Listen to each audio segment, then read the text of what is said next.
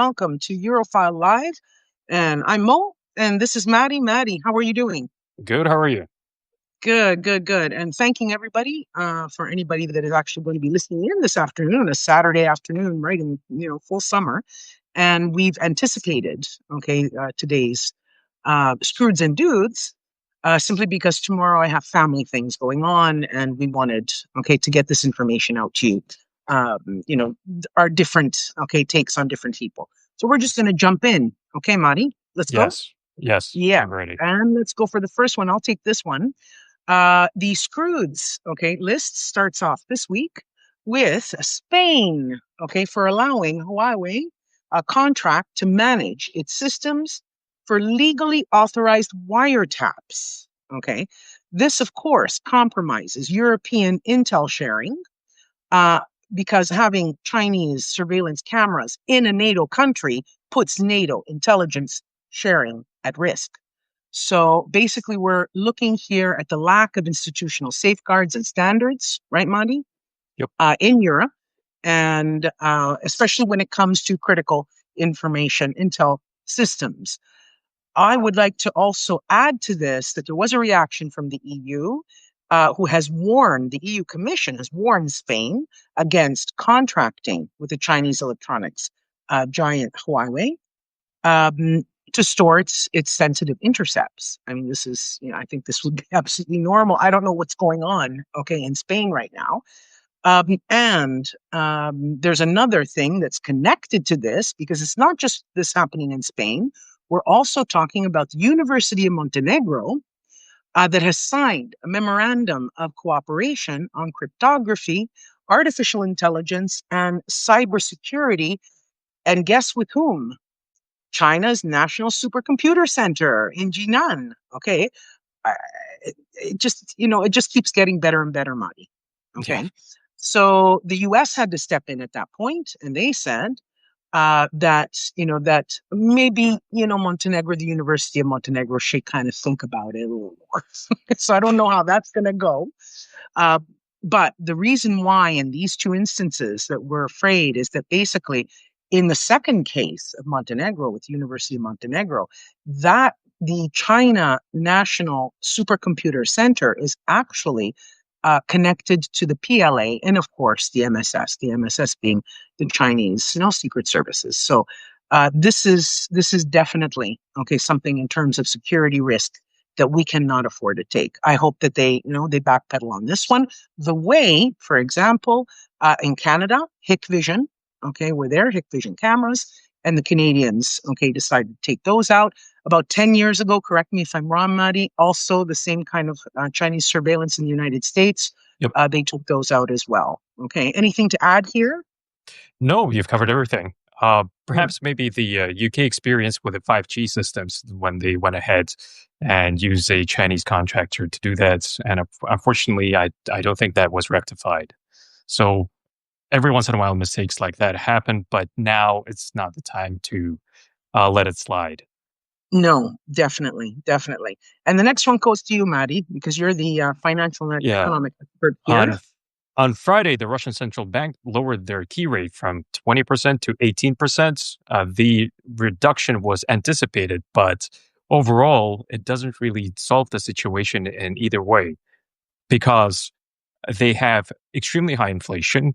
Officially, it's just under 10%, but real inflation is likely in double digits, uh, Mhm. likely closer to 20%. And lowering the key rate down to 18% would actually lead to a reduction in the deposit rates, which would lead to higher inflation because people just start withdrawing money and spending it on consumption or other stuff. But the reduction is not low enough to reignite the Russian economy because all of the Russian industry and a lot of Russian metals and mining and even defense companies have floating interest loans, and have long been complaining that the rate is too high and needs to be reduced to around Right. 10%.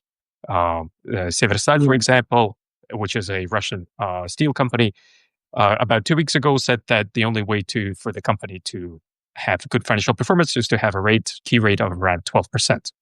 So Mm. they decided to split it in the middle, which is not exactly helpful if, in, to resolve either of the problems. It makes the inflation worse, but it doesn't really help with the industry. So Okay. I guess we can keep it in screws, but for us, in some respects, it could be the dudes as well. I was just gonna say maybe we should be putting them in the dudes column, you Yeah, know? yeah, We're happy with that. We're yeah, happy that, it's not going to change much and that they will continue going towards a degrading their own economic stand. So that's a toss up there. Let's just yeah, put it that way. yeah, But for us, it's a dude, okay? yeah. For obviously the Russian economy, no. Now I'm going to get into something that I read and I just put my hands in my hair. On this list, the UK government, okay, for allowing the extradition of people from Hong Kong, okay, to be extradited for so-called, okay, crimes in China. All right, so they're going to be sending them back. This has sent a real ripple, okay, across the diplomatic circles, all sorts of things, but also for Hong Kong dissidents who are living in the West that could be extradited, okay, or living in London, living in the UK that could be extradited back to China. So we're going to keep an eye on to see if any of these. I mean, there have been cases in the past of, let's say, Chinese dissidents in the West who have been, arrested or taken.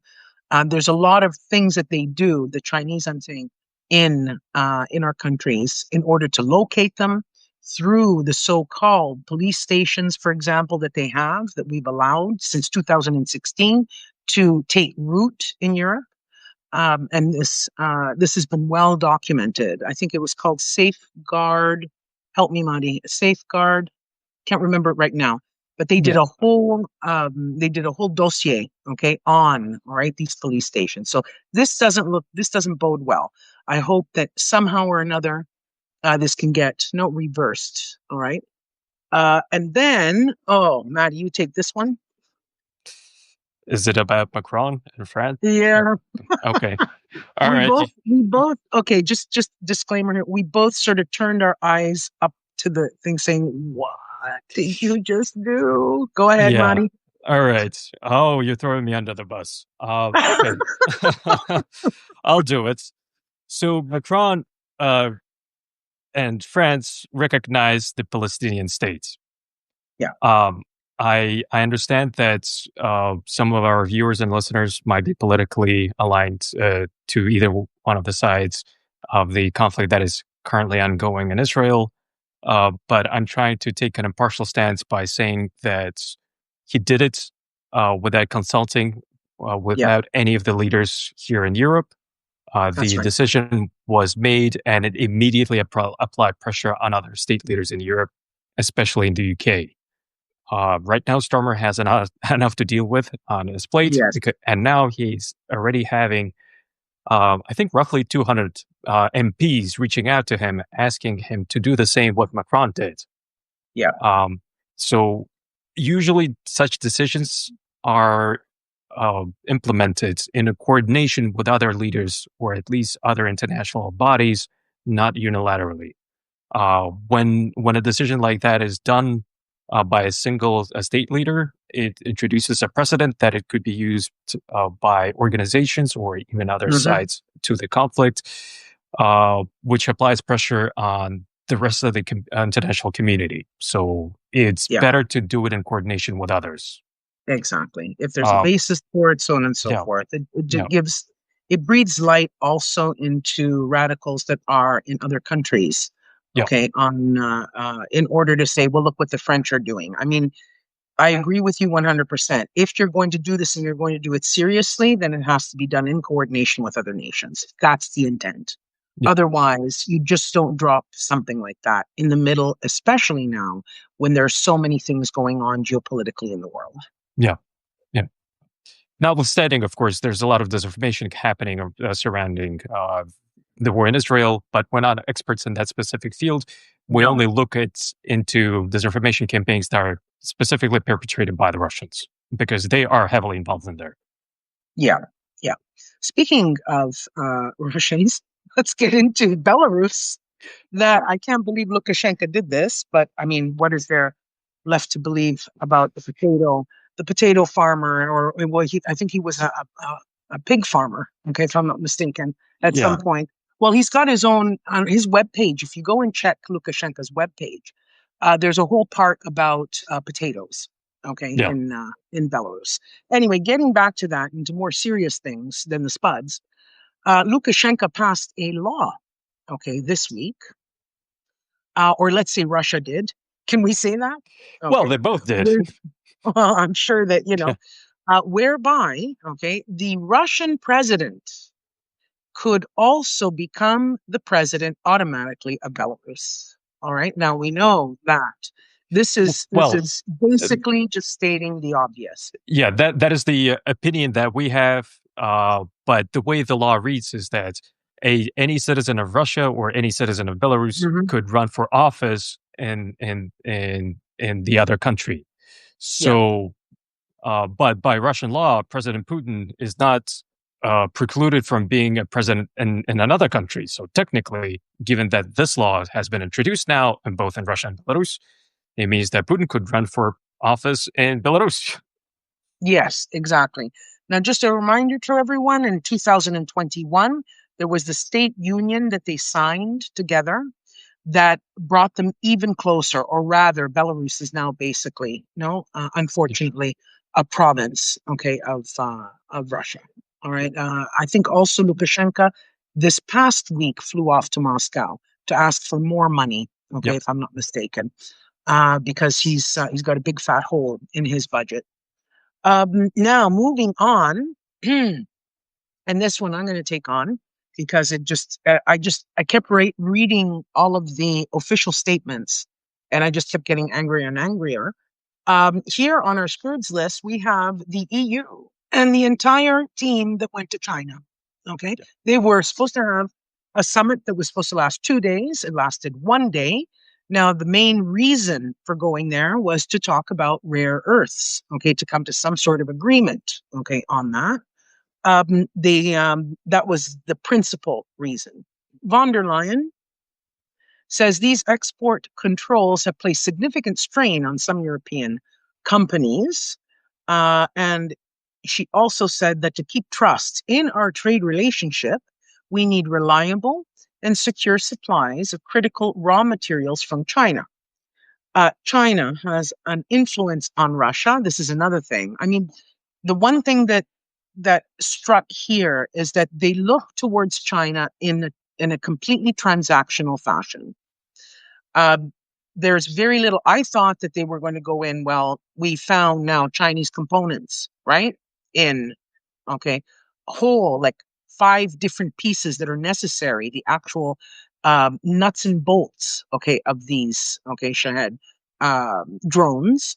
The actual body of it, no, but the motor, propellers, all of that kind of thing. Now they found a whole one that has all Chinese components in it, Yeah, and this came out. it's Hmm. a new type. It's a new type. It's a surveillance, a reconnaissance drone, and a Hmm. decoy drone. And Yes, yeah, you're right. Everything is apart from the airframe. The entire thing is Chinese. exactly. Okay. I would have thought that they would have, sort of brought this up with a little more, um, let's say, forcefulness instead of the we're deeply concerned. Okay. It's just something that I don't get. And VDL, in terms of Russia, she said China has an influence on Russia. Okay. Like the European Union has an influence on Ukraine. I thought this was absolutely horrible. Okay. Thing to say, in terms of, like China has an influence on Russia. Russia would not be fighting this war were it not for China. So we've said this before, Madi, right? Yeah, In the these continued times. So economic support is keeping them afloat. Yes. exactly, exactly. So it's just a confirmation that the Chinese, right, have provided, all of the drone parts, and that, okay, the Russians are employing them against Ukrainian cities, citizens, infrastructure, and the whole thing. So this is just something that doesn't stand. These kind of statements, right, mean absolutely nothing. So they came away with nothing, okay, from this actual summit. Maybe there were other reasons why they actually went. I don't know, but certainly it didn't look good on the EU at all. Okay, Yeah. and and their way. And now another thing too from the EU is that Slovakia is now backsliding. Okay, is going to be sourcing its gas supply 100% from Russia. Okay, as it stands. So this is again, okay, if we're not ready to take a very harsh stand and look for alternative or to develop these in our own countries in the EU bloc, there's money for it. That's what we should be doing. Okay, so that's my take on that one. Madi, I think this weekend going to move on to the next group. This weekend, or I think in the next few days, wasn't there supposed to be a parade, a Navy parade in St. Petersburg? Yes, Isn't on the this the 20 time of year?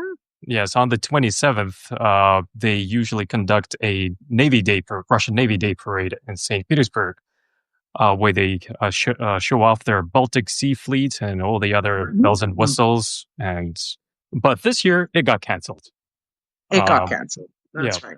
uh, But I think that now, right? I mean, they were, and there's another thing that got canceled, okay, which yeah, was which the is Russian. again, it's related to the Russian Navy. The flagship of the Russian Navy, Admiral Kuznetsov, the only Russian aircraft carrier, is going to get scrapped. As a reminder, since 2017, the ship was actually in a dry dock, attempting to undergo renovations and refits and all the other fancy stuff that the Russians were trying to do with it.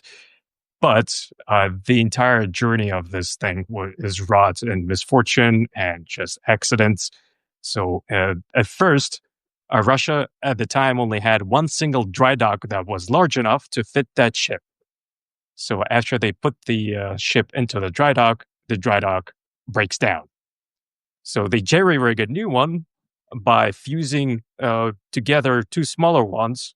And then in 2019, the ship suffers a major fire uh, Oh, that was valued at half a billion rubles.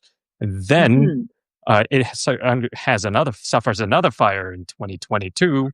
And finally, I think in 2023, I can't remember the exact date, one of the cranes crashed on top of the ship, smashing a massive hole through the flight deck. So now it's 2025. They finally make the decision to scrap it. Let's Um, scrap the whole thing. yeah, But shouldn't we have put these guys in the dudes? I mean, one less Russian aircraft carrier, the better, no? perhaps again with the Russians, it's kind of a toss up, right? They screw up so badly that you kind of have to keep them in both categories. But yeah, They screw up for themselves, but they're helping us. yeah. We should be encouraging them. But No, in put some it respects, properly. Put it yeah, somewhere. There. You need exactly. carriers. In some respects, it's a screwed because we wanted them to keep that ship. We wanted them to spend more This is money true. on that refit, and now they're finally making, unfortunately, a smart decision to get rid of it. Okay, so it's definitely in the screwed category. I'm Yeah, with you. Now I understand the logic. yeah. Fantastic. Fantastic. Now, going forward, anything else you want to add on that? No, I think we've covered that, right? No, we covered it all. Yeah, yeah.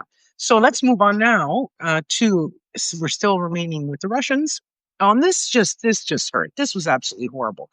The Russian, okay, disinformation operators, right? All of the practitioners, they used Ozzy Osbourne's death.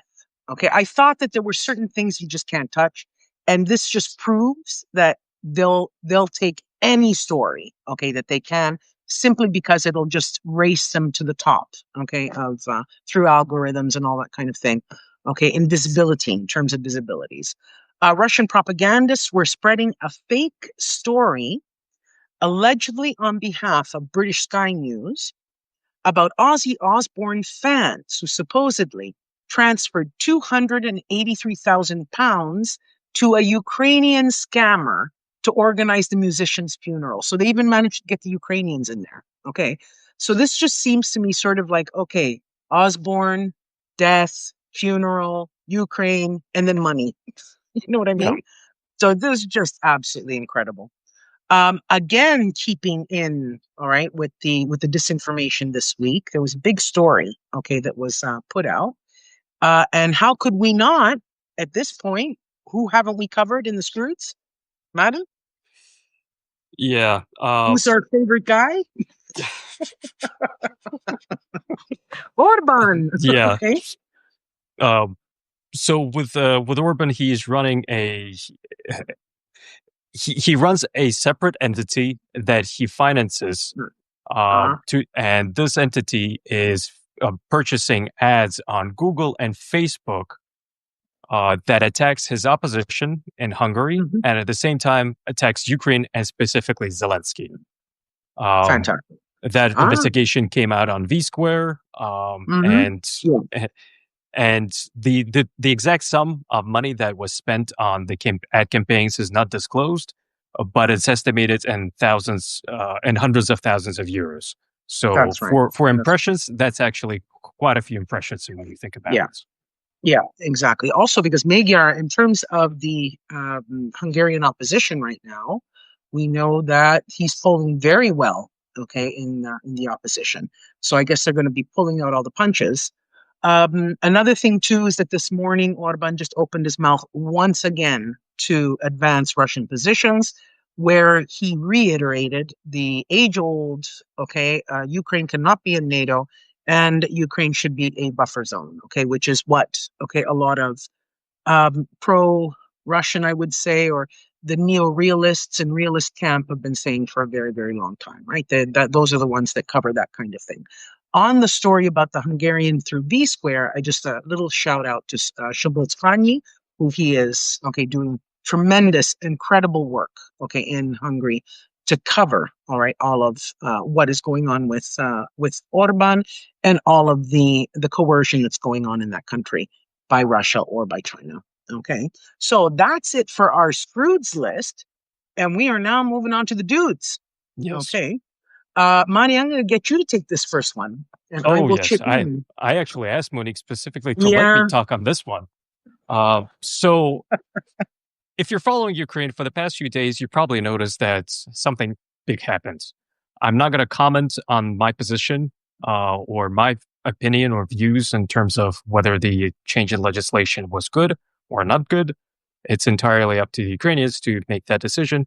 But I wanted to comment and applaud every single Western commentator, expert, or opinion writer who decided to abstain and not say anything on the specific legislation change, because a very large number of them decided to chime in without understanding a single bit about Russian operations, a that's single bit right. about Ukrainian domestic politics, and just Russia's strategy in general. So anyone who decided not to say anything, you have my applause. Yeah, and mine as well. Okay. In fact, this is a big problem that we have in the media. There are so many that chime in on things that they know absolutely nothing about. I waited like you did. We were watching everything unfolding, and then we waited for certain people that we trust, when they come out and they talk about things. Um, Internal Ukrainian politics. I am not an expert on it. I wrote this in e-stories. And I've also written that I think a lot of it, I mean, there were so many, they just kept reiterating a lot of the Russian talking points. Yep. Okay. And this is what angered me the most. All right. Without stopping, take a breath. The Ukrainians will take care of this. Make sure who you're reading and no, and abstain from giving your 2 cents into something where you know nothing about internal politics. Okay. What is going on? So that was, and another thing too, the EU did not say at any point that they were going to be freezing or taking away Ukraine's ascension status. Okay, that was a total lie. And that's what got me angry more than anything else because it just feeds, okay, into a frenzy of people saying, oh, well, of course, Ukraine is corrupt. I mean, come on. All right. This is just something. It really did shake the both of us as we were following closely, minute by minute, as these voices just kept growing and growing. Yes. So that, okay, yeah, I'm glad that we got to talk about that. All right. Now I would like to call the dudes, all right, these three Russian vehicle manufacturers who this week decided to cut working days from 5 to 4. Okay, this allows them, okay, to keep people in those jobs, which means they're not going to be taken out of those jobs and sent to the front in Ukraine to fight against Ukrainians. So we're very, very happy about that. But not for the Russians, for the Ukrainians themselves. Yeah. Okay. The more people that stay at home, the less they have on the battlefield, and the more Ukrainians can deal with them. So we're great about that. But Madi, I'd like you to speak to why they're cutting this, because there's a reason. Okay. It's not Yeah. just because of financial problems. Can you explain that a little? Well, it is primarily driven by financial troubles. They have unsold stock of Yeah. This is the point. Yeah. automotive vehicles, so civilian vehicles, I estimated at 500,000, and that stock hasn't moved for the past 6 months. When it comes to trucks, the numbers are less reliable, but with trucks, it's estimated at 100,000 vehicles. It's primarily driven by the fact that there's a significant dearth of demand coming from consumers and companies, driven by the fact that the economy is not doing so well, and Yeah. all of the loans are quite expensive. So if you're a consumer and you want to take out a car loan in Russia at this point, you probably have to pay interest that would be in excess of 30%. Okay. Assuming that inflation is counted at the official level of 9%, you Hmm. subtract it, the real interest rate turns out to be 21%. Imagine Wow. paying credit card level interest on a car loan. No, no, no, no. Yeah, Yes, exactly. Exactly. On a car loan. Just to put this into perspective, with 100,000 trucks just sitting there, Ontario alone in Canada actually matriculates more than 100,000 cars, okay, per month. All right. It's incredible. All right. How many? Just one province. So for all of Russia, that they're just sitting there and they can't sell these things, that says a lot. yeah, Okay. What is going on internally? We're moving on to, well, let's say in Central Asia, just for a second. Okay, going the other way. This is a shout out on our dudes list. Okay, a dudette, Kudbanova. All right, who met with Aliyev, and the reason why that I'm putting her on this list is because she gave the Azeri, okay, president Aliyev, the gift of shoulder patches, right, of the Ukrainian army brigades, from an actual Ukrainian journalist. And in the question, the president said, we hope that Ukraine will continue along the same path. So that was no, that was great. And the reason why is that this probably caused a lot of paranoia, okay, in the Kremlin, did. seeing those Ukrainian. The picture was, just splashed everywhere. So that was a great move. Great move there. Yep.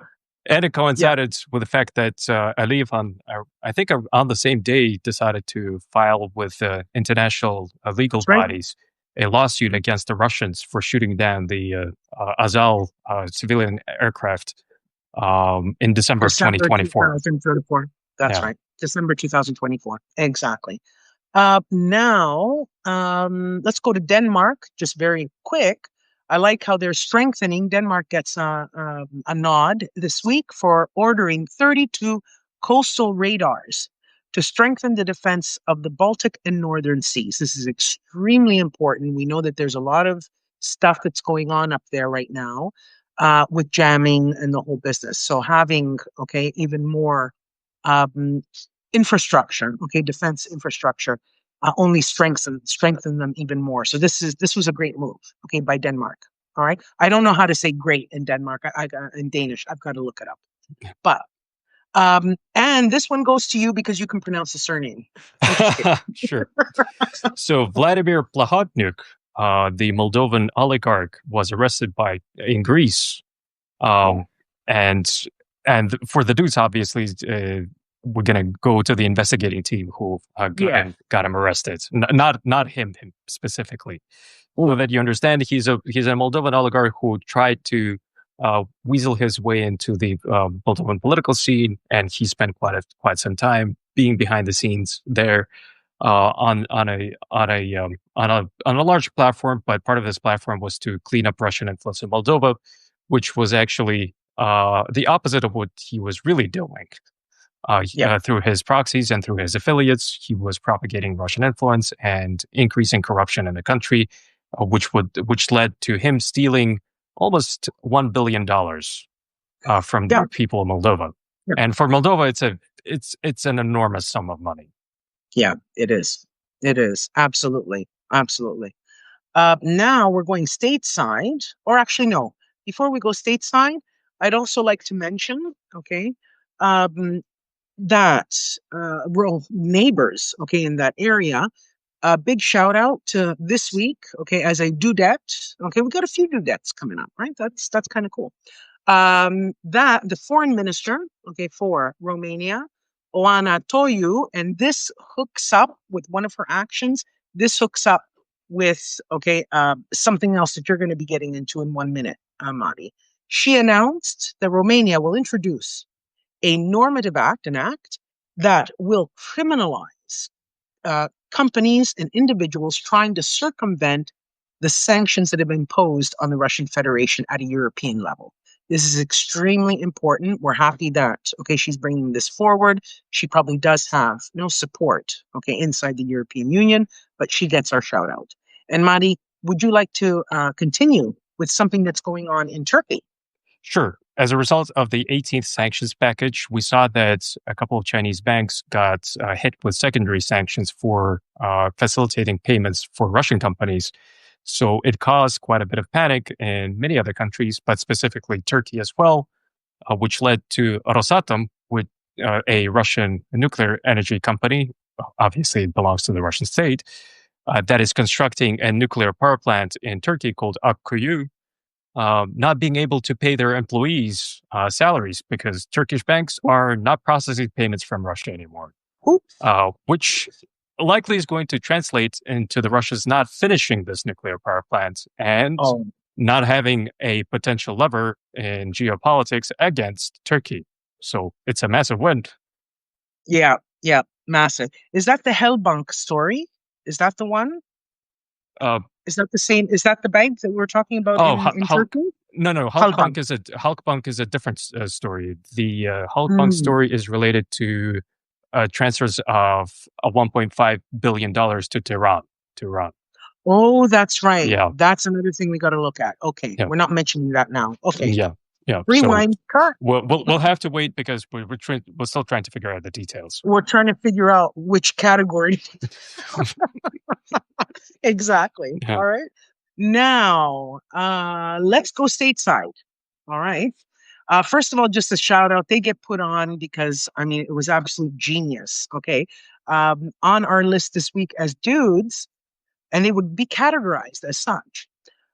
Trey Parker and Matt Stone, okay, for the first South Park episode of the season. All right. And I don't pretend to actually either watch South Park or know much about it. At the same time, when I saw the actual episode in the video, I laughed, okay, throughout the whole thing. You all know what the video is about, and Trump just lost his shit, okay, over this thing. So it was perfect, absolutely perfect. Anything to add there?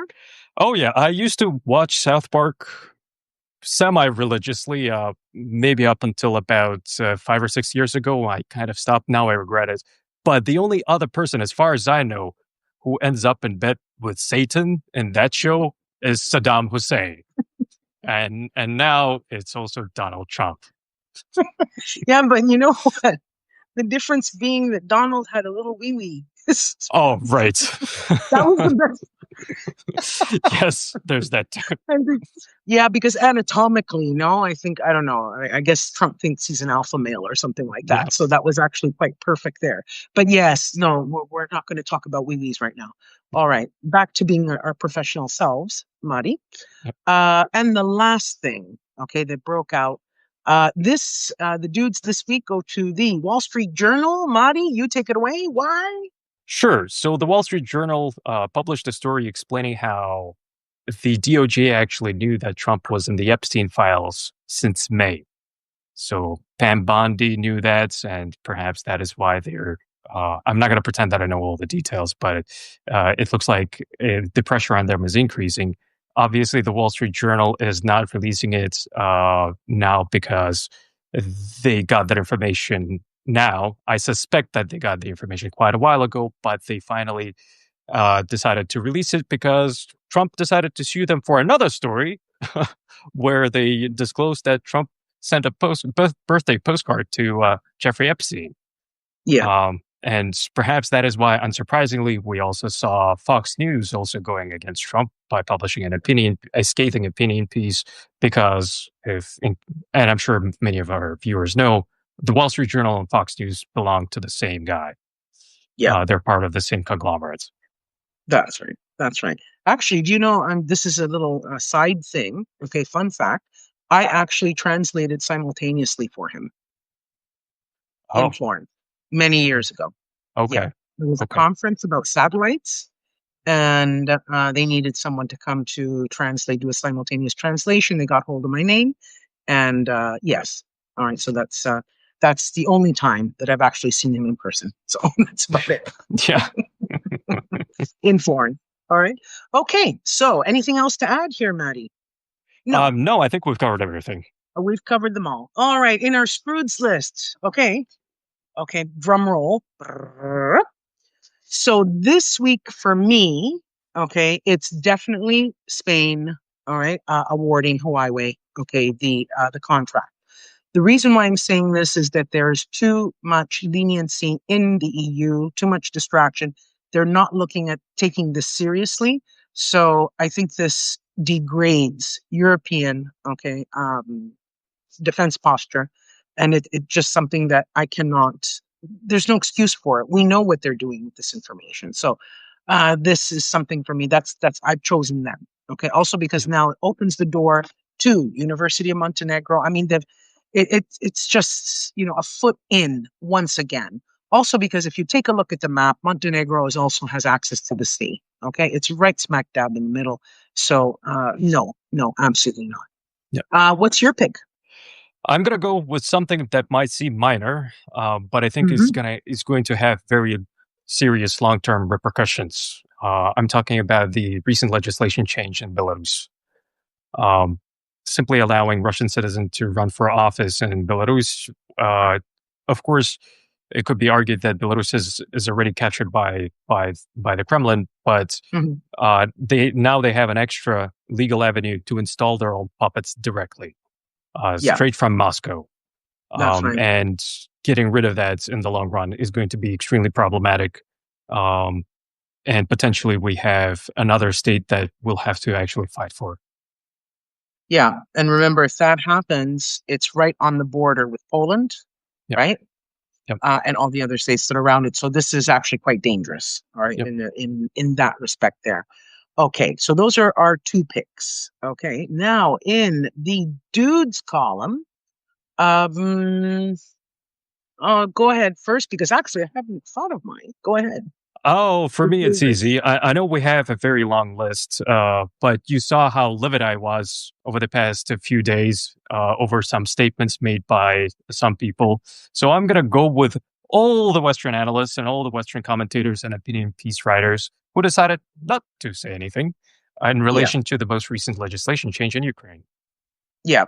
I'm going to agree with you on this one because I'm looking at it also from let's say, the clarity of information that we try to provide, and that there are a lot of good people out there doing, very Yeah, good work on this. And then all you need is a couple of yahoos who are basically okay, want to jump on the bandwagon, and it brings us back, like it takes us backwards. yeah, And this is something that okay, and also it also stokes division in different countries and also in Ukraine itself. This is yeah, not something okay yeah. uh, that should be done at all. Yeah, I'm trying to take a more lighthearted approach to this, but in reality, here's how it works. Whenever a major event happens in Ukraine that could potentially divide opinions in the West or even in the country itself, specifically Ukraine, the Russian operations will ramp up Yeah. significantly because they always try to take advantage of a new development, even if they Hmm. didn't have any part in it. They do it in the United States, they do it in the UK, they do it everywhere, but they They do it do it as for Ozzy Osbourne's funeral, for God's sakes. exactly. Okay. So when you have an information environment that is rich in opinions and rich in information attacks, it becomes extremely difficult to tell apart who is actually a bad actor or who's just unaware of the situation and just trying to pitch in or tries Mhm. to earn a few impressions or clicks simply Mhm. because there's something to comment on. And please don't make the job for other people more complicated. Yes, exactly. Exactly. That's very well said. Okay, everybody. Next week, I think we'll be returning to our normal time. I'm not sure about that, Maddie. What do you say? We return to normal It should be, yeah, Sunday. on Sunday. Yeah, it should be fine. Thanks, everybody. Okay, those were our picks, and this is it. Thanks everybody for tuning in, especially on a Saturday afternoon, right in smack dab in the middle of the summer. We hope this was all useful to you, and we just say goodbye. Okay, Yep. bye, Maddie. See you next week. Bye bye.